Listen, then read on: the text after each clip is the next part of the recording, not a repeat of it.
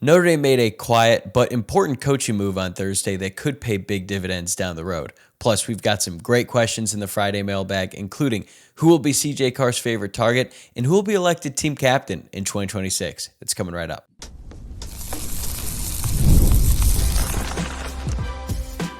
You are Locked On Irish, your daily podcast on the Notre Dame Fighting Irish.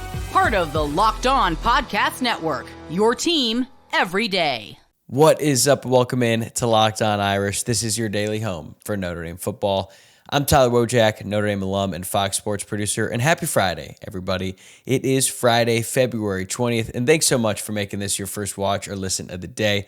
If you are watching along on YouTube, make sure that you're subscribed to the channel, or if you're listening to the podcast, leave us a follow there as well. And today's episode is brought to you by 5 Hour Energy. Have your cake and drink it too. Birthday cake flavor is back, no fork needed. Vanilla-y cakey flavor, caffeinated kick, and no sugar. It's party time. Order now at 5hourenergy.com or Amazon. All right, the Friday Mailbag is back after a 1-week break, and it is loaded today. Thank you to everyone who submitted their questions this week, by the way. You make the show better and honestly my life a lot easier, so I really do appreciate it. Today, we are going to talk about how Notre Dame had a surprise return to the coaching staff on Thursday. It's not a massive shakeup, but definitely something worth noting, especially when it comes to the secondary and recruiting. We're also going to get into how many running backs Ja'Juan Seider is realistically going to trust this season, whether CJ Carr already has a favorite target going into 2026, and I'll make some early predictions on team captains. Then, as we always do, we'll loosen it up a bit at the end with some fun Notre Dame history and game day traditions. But before we get to the questions, I did want to address a news item from Thursday. Jevaughn Codlin is returning to Notre Dame to be a senior analyst / safeties coach, which is kind of funny because on Tuesday, I said the staff was pretty much set at all the major positions, but it appears I was kind of wrong, but in a good way, because Jevaughn Codlin is actually returning to Notre Dame as a senior defensive analyst, and he's going to work primarily with the safeties. He's not technically the official safeties coach, despite what Matt Zenitz from 24/7 Sports reported when he first broke the news on Thursday morning, but I understand the confusion. If you're unfamiliar with Codlin, Notre Dame hired him as an analyst almost exactly 1 year ago. It was February of 2025, after he had spent the previous 2 seasons at West Virginia. Codlin worked primarily with the Irish defensive line unit, despite the fact that he's 5'9" and 170 pounds, and he played defensive back when he was in college at Kansas Wesleyan. But even though he looked nothing like a defensive lineman, as a matter of fact, he looked like the complete opposite. He was a very well-respected member of the staff, and he was particularly effective on the recruiting trail. Even though he worked with the Notre Dame defensive line unit in practice and on the field, he actually spent a lot of time recruiting defensive backs, and he was instrumental in landing 5 stars, Kari Adams and Joey Bryan, as well as the other guys that made up a really great class there, Ayden Pouncey, Nick Reddish, and Chaz Smith.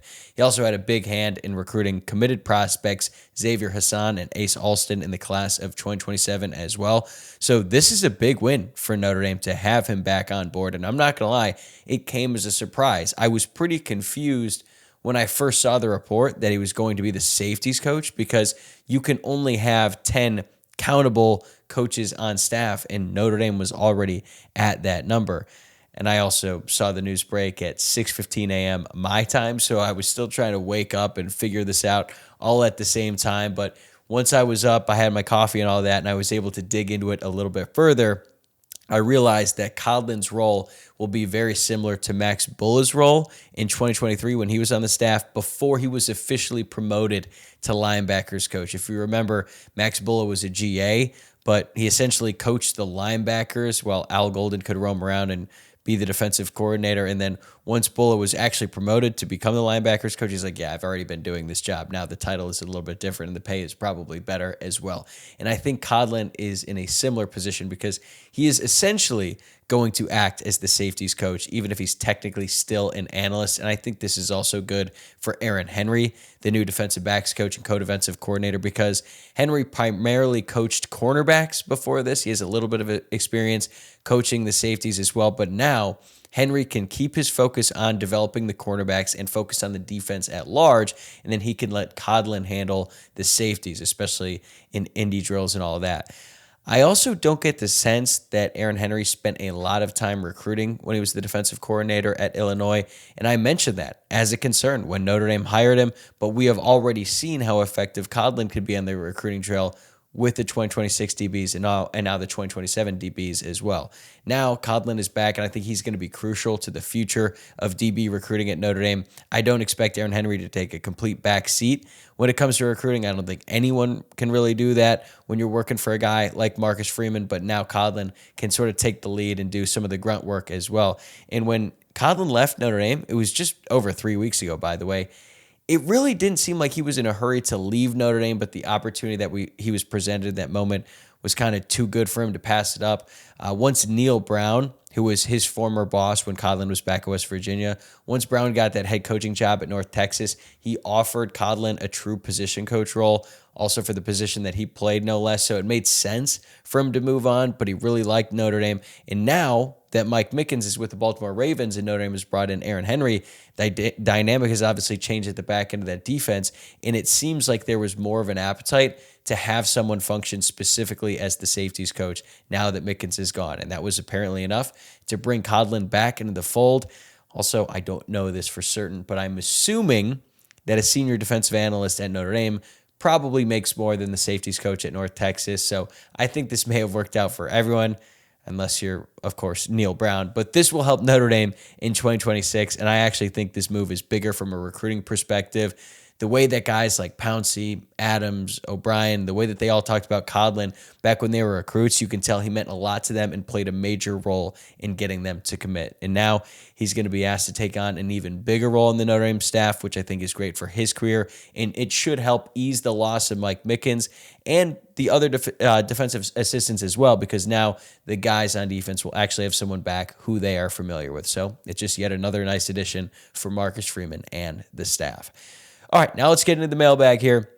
Our first question comes from @BrianMurphy7589. Speaking of Pouncey, what do you think about Ayden Pouncey at nickel? He has the size and speed, and he's currently listed at cornerback. I'm all for Ayden Pouncey getting on the field as soon as possible because he's a stud. If that's at nickel, great. I have mentioned this before. I think that Pouncey has a clear path to playing time at safety, even though he would have guys like Adon Schuler, Tay Johnson, and Luke Talich ahead of him this season. I think, all three of those guys could be gone after this year, and then Pouncey could be starting, and maybe that is his long-term future, but Notre Dame is going to start him out at corner.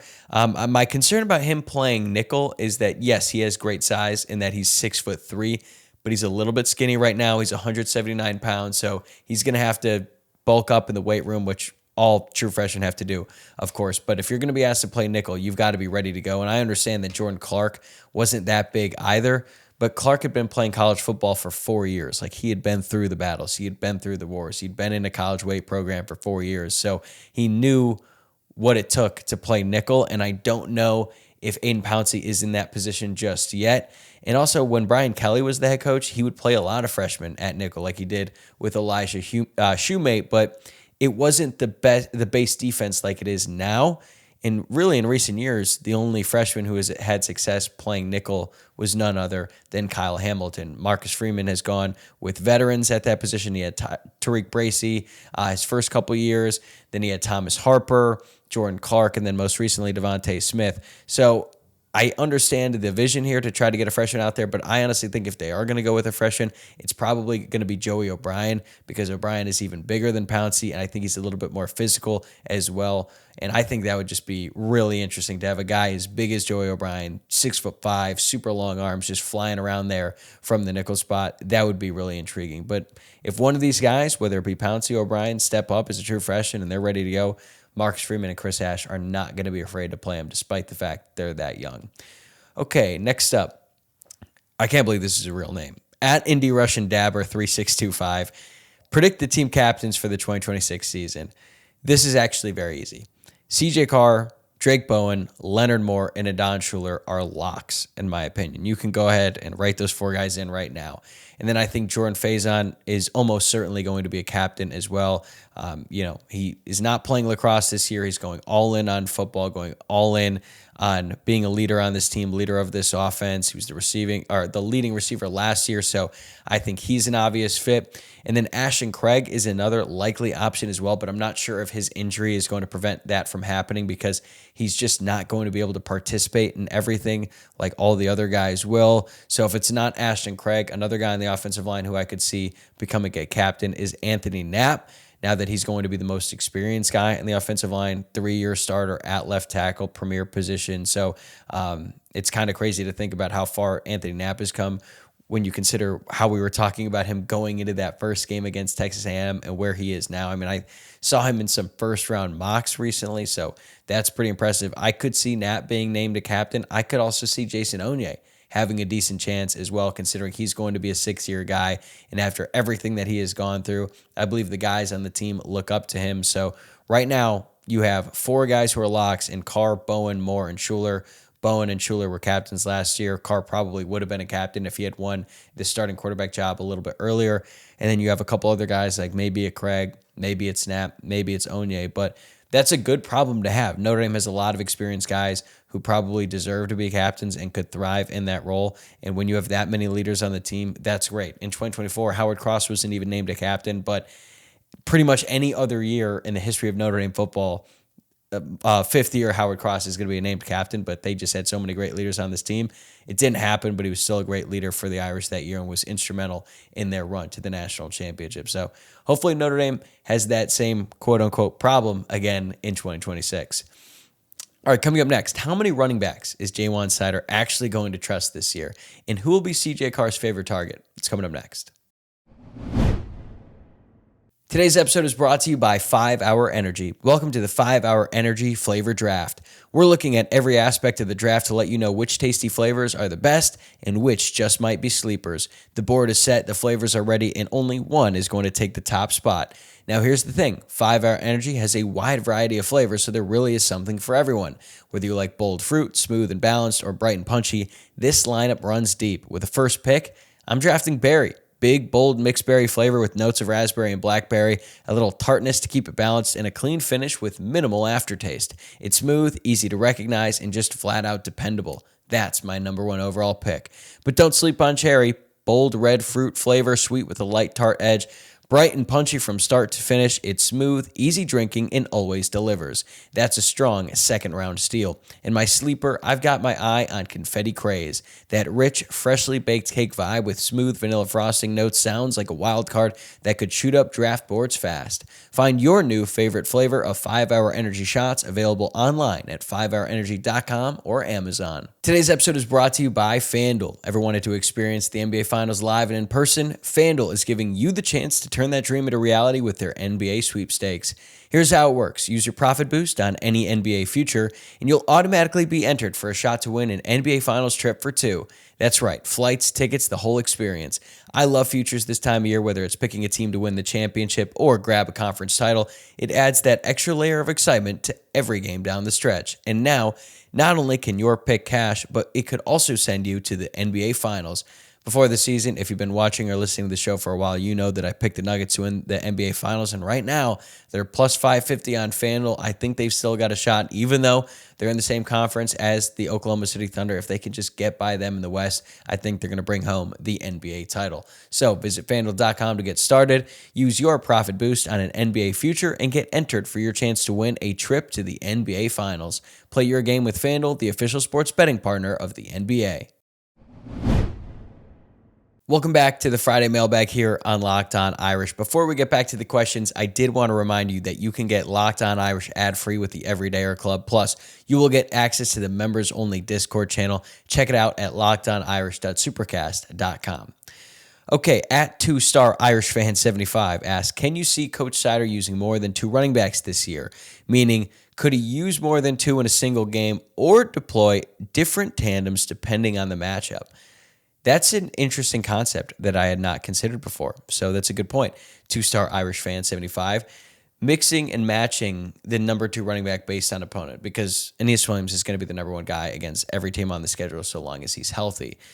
I think maybe that could work. I could imagine a scenario where if Notre Dame was going against a defense that was a little bit undersized, or maybe they were just pretty light in the box, they were playing two safeties back and they were in nickel, so they're just playing six-man fronts. Maybe they ride with Kedron Young, assuming he's healthy, and they just try to overpower the defense because Kedron Young is a big physical back. Or if a team takes the opposite approach and they want to stack the box and try to bring everyone inside with bigger dudes and bigger fronts, maybe you can bring in a guy like Nolan James Jr. who has more speed on the outside. Ultimately, though, I still think that Ja'Juan Seider wants to roll with two primary running backs. That's what he did last year at Notre Dame. That's what he did the three previous seasons when he was the running backs coach at Penn State. Now, obviously, it's a little bit different because at Notre Dame, he had Jeremiah Love and Jadarian Price, and when he was at Penn State, he had Nicholas Singleton and Katron Allen. There was a very clear 1-2 punch for him the past 4 years. This year, it's not quite as cut and dry. We all know who number one is going to be, but there is a legitimate battle to be that second running back in this rotation. And he also admitted, though, when he took the job, it's hard to play three. That was his exact quote. And I think it took a lot of Notre Dame fans by surprise because you're like, wait a minute, you have a good third running back in Aeneas Williams, one who contributed for this offense in the college football playoff. But I think there was still a drop-off from Price to Williams, and you want to have Love or Price on the field as much as humanly possible. So there might be a situation where like whoever is one of the top two backs, like let's say one of them gets hurt early on, God forbid, but let's say it happens, and then whoever is the number three guy comes in, he gets reps and he performs well. He could continue to get snaps once the other guy returns from injury, and then it could become more of a three-man rotation. But I just feel like Ja'Juan Seider likes to go with a 1-2 punch. Last year, there was a big drop-off after 1 and 2. There might not be as big of a drop-off this year, or at least I don't think there is. But ultimately, I think Seider wants to go with two guys, ride them as much as he possibly can.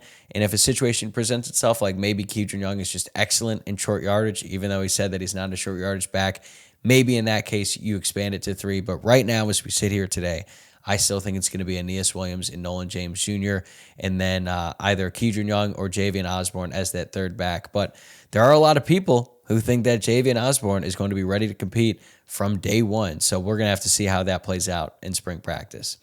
Okay, next up at the Irish history, who will be CJ Carr's favorite target in 2026? Will it be either one of the two Ohio State transfer wide receivers? I think it's going to be Jordan Faison because Jordan Faison was CJ Carr's favorite target last year.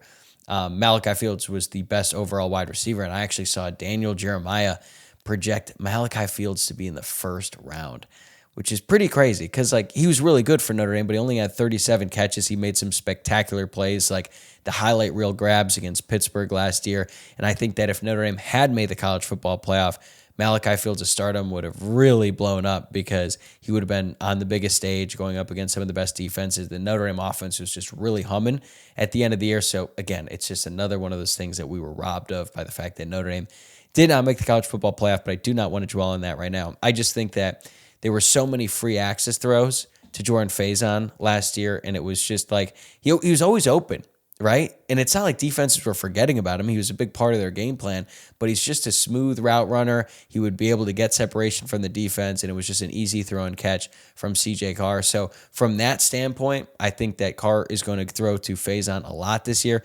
But if we're talking about either one of these two Ohio State transfer wide receivers, I think Mylan Graham is going to have a big, big year this year, and I think he is going to be certainly more of a favorite target early on for CJ Carr compared to Quincy Porter, just because Mylan Graham is going to get more reps with him. Graham still has a lot to develop in his game for sure. He had been at Ohio State for 2 seasons, had not produced a ton, but we know that he's an exceptional route runner, and he will be able to work with Carr all offseason long. Well, meanwhile, Quincy Porter is still going to be recovering from what he described as, quote, cleanup surgery on his knee. So I think at minimum, Quincy Porter is probably going to miss all spring practice, where Graham just kind of gets to hit the ground running. He's really confident, and I know that the last season didn't really end well for him. He didn't get a ton of reps even after Carnell Tate and Jeremiah Smith went down. I think he's poised to have a big season for the Irish. It will take some creativity from offensive coordinator Mike Denbrock and wide receivers coach Mike Brown to try to just figure out the best way to utilize Graham because he's a field receiver, as is Jordan Faison. But considering Carr's favorite target last year was Faison, I think it's going to be his favorite target this year. I think he just likes throwing it to field receivers, and the two can figure out a way to complement each other well. But there is a scenario down the road where if Porter gets 100% healthy and he starts to live up to that 5-star potential he had when he was a top 40 prospect in the country nationally, then he could become Carr's go-to target in the red zone or in key third down situations when he has a one-on-one matchup, and then he can just throw it up high for Porter and he can go up and get it. But either way, Notre Dame has so much talent in this wide receiver room. I am very excited about what they can do next season. At Billy Rowan, 2732 asks, who do you think will be the primary kick returner in 2026? My hope is that Jevaughn Osborne is the next Ja'Juan Price. That's what Billy said, but Billy, I agree. I hope that Jevaughn Osborne is the next Ja'Juan Price because that would be great for everyone. I think that Jevaughn Osborne is going to get a chance back there. I think Nolan James Jr. will get a look at kick returner as well. We might be looking at a scenario where kick returner is like the consolation prize for whoever is not RB2, or maybe they just give it to the winner of RB2 because they're that good. I know that in 2023, the reason that Ja'Juan Price was the kick returner was because he's really good, but they also needed to figure out a way to get him on the field when they already had Audric Estime and they had Jeremiah Love. And at the time, Ja'Juan Price was still working his way back from his Achilles tear the season prior, and we saw how good he was, right? He had that kickoff return for a touchdown against USC, and then he ran it back 2 years later in Notre Dame Stadium against USC all over again. And I really believe that Price's skill as a kick returner was actually so underrated, and that's going to be missed because every single time he got the ball as a kick returner, I thought there's a chance he could bring this back. And he did it twice. And there were a lot of other returns where it looked like he was about to bring it back for a touchdown, and then he'd go out of bounds at like the 40-yard line. So it was still a great return. I think that Notre Dame is really going to miss that next season because he just put the offense in great field position so many times, and obviously had the big touchdown plays as well that swung the games. And I honestly have been saying this lately. I don't know if I've actually said it on the podcast yet, though. I think you could make the case that Notre Dame would have been better off if Ja'Juan Price was also the kick returner in 2024. Now, the difference was he was getting the ball more as a running back, as the second running back option, but that didn't stop them in 2025. And I understand that they brought in Shane Harrison to be the kickoff returner in 2024. It really wasn't working out all that great up until he made, one of the biggest kick returns in Notre Dame football history when he brought it back against Georgia in the college football playoff. So all is forgiven there. But I think if you were to look at it in totality, Price probably could have done a better job. But as for this year, if it's not Osborne, if it's not Nolan James Jr., maybe they give one of these young DBs a shot, like Ayden Pouncey, maybe, because he was great with the ball in his hands in high school, or Dallas Golden. I know that we kind of forget once guys specialize on defense in college that they were really effective on offense as well when they were in high school, and Dallas Golden was so good on offense. He basically played the Wildcat quarterback for his high school, and he was electric. I really wanted him to play both ways. I think Dallas Golden thought that Notre Dame would give him a chance to play both ways, but it just didn't really happen for him with the Irish. I know that they probably sold that to him when he was a recruit, but then, then you get on campus and you realize that very, very, very few people are Travis Hunter, and that's just not really a realistic thing that can happen. But whoever ends up being back there a kick returner, they have some big shoes to fill coming in for Ja'Juan Price, but also if they're putting in a freshman out there like Jevaughn Osborne or a redshirt freshman like Nolan James Jr., you're going to hope that they can break off a few, but the number one priority for the kick returner, hold on to the damn ball, and that's a risk you take if you bring in a freshman. All right, we have got a few more questions left, including who will be my anytime touchdown lock for the 2026 season. We know that my play did not work out well in 2025, but next year, it's a revenge year for everyone, and I'm going to come back strong. I'll give you my pick right after this. I'm Clea Butler, host of Locked On Women's Basketball, and this is Mazda's Women's Basketball Snapshot, celebrating the work no highlight reel can ever capture. It was a heavyweight showdown between number 3 South Carolina and number 7 LSU, and the Gamecocks rose to the occasion. South Carolina secured a hard-fought 79-72 victory to stay atop the SEC standings, using a balanced offensive attack to outlast the Tigers. Tessa Johnson led the way with 21 points, while Raven Johnson added 19. Medina Okot dominated the paint with a double-double, finishing with 12 points and 17 rebounds, while Joyce Edwards chipped in 10 points to round out the scoring. With the statement win, the Gamecocks now turn their attention to a road matchup at number 23 Alabama on Thursday. These moments are earned off the clock, those long before the lights ever come on. The sweat, the fakes, the doubt, the scrapes, and coming back for more every time. Mazda puts that same drive into every detail. Wins define the moment, putting in the work, that defines you. There's more to a Mazda because there's more to you. All right, welcome back to the Friday Mailbag. We just have 3 questions left, and I love this question from @Willie McBride. Who is your anytime TD lock for the 2026 season? Willie says, I have to try to win back some of the money I lost on Eli Raritan last season.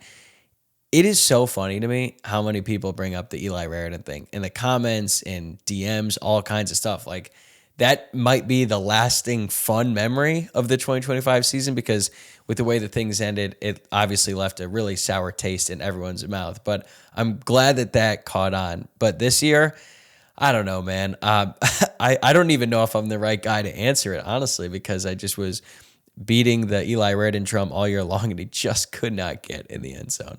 I don't know if this is a cop-out or not, but I think Notre Dame is going to score several defensive/special teams touchdowns this year, and you can usually get pretty good value on that bet if you can get it defense and special teams as one. Because look, Notre Dame has so many great athletes in the secondary. They're going to get interceptions, and they're going to return at least a couple of them to the house. And you can tell, like, especially when Adon Schuler brought that 2-point conversion back against Pittsburgh, the way that every guy on that defense knew exactly where they needed to be on the field and who they needed to block was really impressive. It shows you that they practice that and they're good at it. They train for it and they prepare for it. So when the moment happens, they're ready to go and they're ready to take advantage of these big plays. But if you look at 2025, Notre Dame had 3 pick sixes on the year.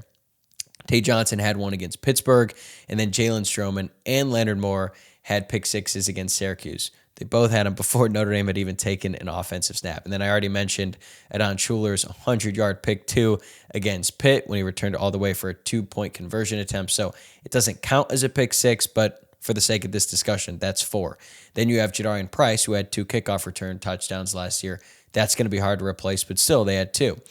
Luke Talich recovered a blocked punt for a touchdown against Syracuse, and Tay Johnson did the same against Texas A&M. And in the last game of the season, Luke Talich scored another touchdown on special teams in what was one of Marty Biagi's simplest yet most effective fake punt plays. So all in all, that's 3 touchdowns on defense plus a 2-point conversion and 5 touchdowns on special teams. So I have a feeling they're going to put up similar numbers next year, if not more, although I'll admit having 3 against one team, Syracuse, is a bit absurd to have 2 pick sixes and the blocked punt return for a touchdown, all before Notre Dame had a single offensive snap. We're never going to see that again, or at least I don't think we will. But Syracuse is on the schedule next year, so you never know. So that would be my play. I would try to take Notre Dame will score a defensive/special teams touchdown in every single game. I think they're going to do it more often. I think they will do it in more games than 6, so odds are you're going to get your money's back there and probably a lot more. But if we're really looking for one player who I'm taking an anytime TD bet every single game, I mean, the obvious is Aeneas Williams, right? You just take the lead back, but that's boring. So let's go with a wide receiver. And you know what? I'm going to take Mylan Graham. Clearly, I'm very high on him because I said that he's going to be one of CJ Carr's favorite targets, even though he really hasn't even produced all that much at the college level. All right, G. Bellotti with a 2-parter here. Which team on the schedule will take the biggest step forward this offseason? Also, what was your favorite game day tradition as a student and your favorite as an alum? Okay, so technically a 3-part question there. Let's talk about which team will take the biggest step forward first. I think it's going to be Wisconsin. Wisconsin could go 7-5. They could go 8-4 this year, and that would be average to just above average, mediocre, whatever you want to call it. And it would still be a significant improvement from where they were last year and where they had been the year before that. They finished 4-8 last year. That's pretty crazy. But they did bring in Colton Joseph, the former Old Dominion quarterback, and he's really good. He's a true dual threat guy. He threw for over 2,600 passing yards last year and ran for over 1,000 more. Wisconsin has just had a terrible stretch of injury luck at the quarterback position in recent years. That's a big reason why they have been so bad under Luke Fickell. Now, it's not the only problem, right? They have all kinds of other issues, but it sounds like Wisconsin is investing more into the football program this year. I don't think they're going to get back to like the Wisconsin of old, back in their glory days, right, where they were competing for a Big Ten championship every single year. But they went all in on this quarterback. They got him. Now, obviously, for Joseph, he's going to be going up against much different competition this year, certainly a much different type of athlete on a regular basis, especially when he plays Notre Dame in his Big Ten schedule. But I think that if he stays healthy and things start to go their way a little bit at Wisconsin, I think they will improve enough to be competitive. Like, I don't think that game is going to be a walk in the park for the Irish, even though I think they're favored by like 17.5 right now on FanDuel. That's pretty crazy. So, yeah, I expect Wisconsin to be much improved this year and Notre Dame to have a pretty tough game to open the year. All right, now for my favorite game day traditions. Look, I mean, my favorite game day tradition as a student was not very wholesome. It was basically just going from one party to the next and then onto the tailgate and the stadium lot and then make my way into the game. When my junior year, when I lived in Irish Crossings, we basically had like the pre-tailgate party every morning before a game, and then we'd, have a party at the house, and then we'd walk over to the tailgate lots, be there all day, make it into the game. And the pre-tailgate party at our house was basically the highlight of every game day because Notre Dame went 4-8 my junior year. My senior year, when I lived in Legacy Village, there was always something going on there in the parking lot the morning before the game, and then we'd take the long walk to the tailgates from that. That was always a lot of fun. By the way, if you're a current student watching or listening to the show, let me know. Is Legacy Village up for sale?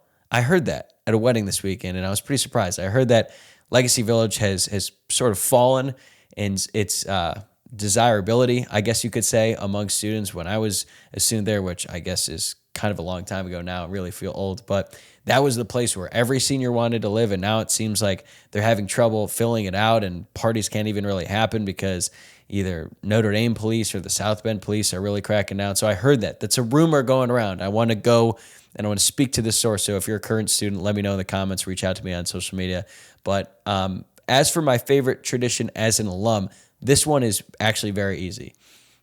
Pretty much every time I go to South Bend now for a game, I get there, I almost always go to the bookstore on campus, or I go to the bookstore on Eddy Street, and I spend $30 on a football, and I have it with me pretty much all weekend. It's a joke amongst my friends that we never let the ball touch the ground, and we're always throwing it around at the tailgates lots and stuff like that, and I have to do this every single game weekend. And you might ask, well, why not just keep the football?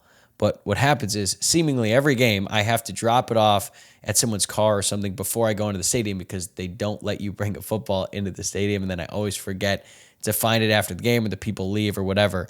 So I have to buy a new one every single time. And I just love before the game, before going to the tailgate lots, walking around the campus, throwing the football all over the campus. It's very nostalgic for me. I love to take it all in, take in the vibe around campus, because the buzz on campus, especially on like a big game day, like Notre Dame USC this year and Notre Dame Texas A&M as well, though we didn't get to do the campus walk on Texas A&M because it was just pouring down rain. But it's just so fun for me.